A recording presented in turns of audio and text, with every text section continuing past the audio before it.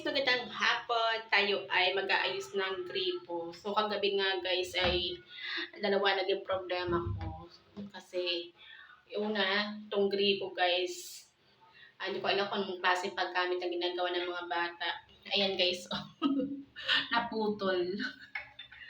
At yung pangalawa ay yung ano ng kuryente. So biglang nagbaba yung fuse. Ayun, nangangamoy sunog. So, kailangan ko na electrician. So, dahil kaya ko naman itong gawin guys, so hindi ko na kailangan ipagawa. Ako mismo ang gagawa nito guys. So, dapat tayo ay marunong din gumawa kahit tayo ay mga babae. At syempre, pagka naiiwan tayo ni Mister. So, nanay tatay tayo guys.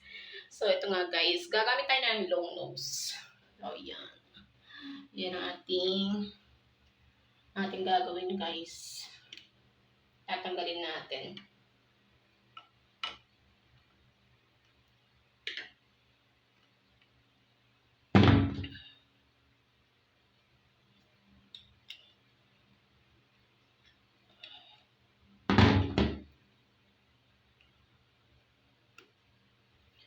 So, kanina guys, hindi pa maiikot to kanina.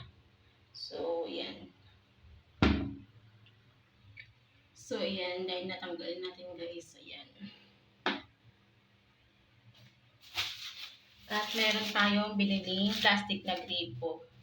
So, dahil dati guys, meron shower ito, pero alam mo naman ng mga bata na kung nakailang palit guys ako ng shower. So, ayan, bumili tayo ng tiplon. At meron tayong gripo na standard. So, hindi pinakinabit ulit yung shower. Napakamahal ng mga gripo ng shower. Tapos, lampon lang, masira agad ng mga bata. So, yan.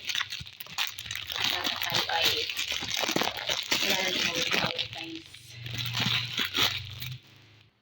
So, ayan na nga guys. At ito na nga guys, lagyan natin ng tiplon.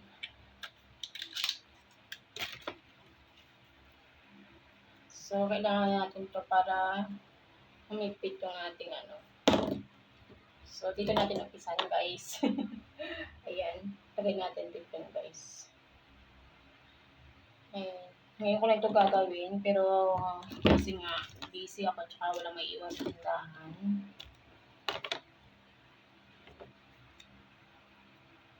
Ayan. Lagay lang natin ang bawat gilid guys.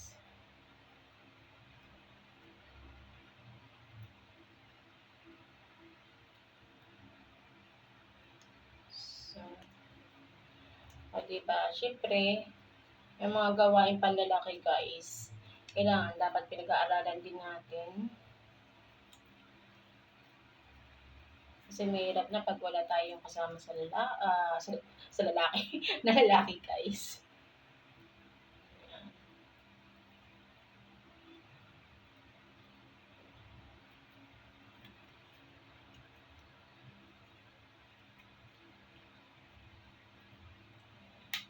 So, try natin kung okay na siya guys. Yan.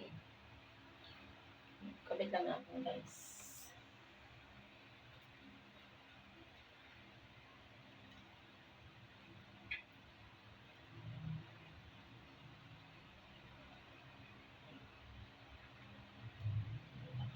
Maliwan lang natin guys. Yan.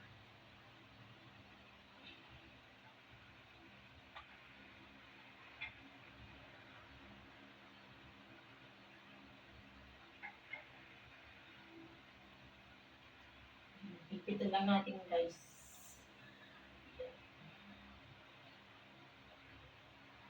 So, ayan guys, naikabit na natin. Try natin kung tutulong pa siya guys.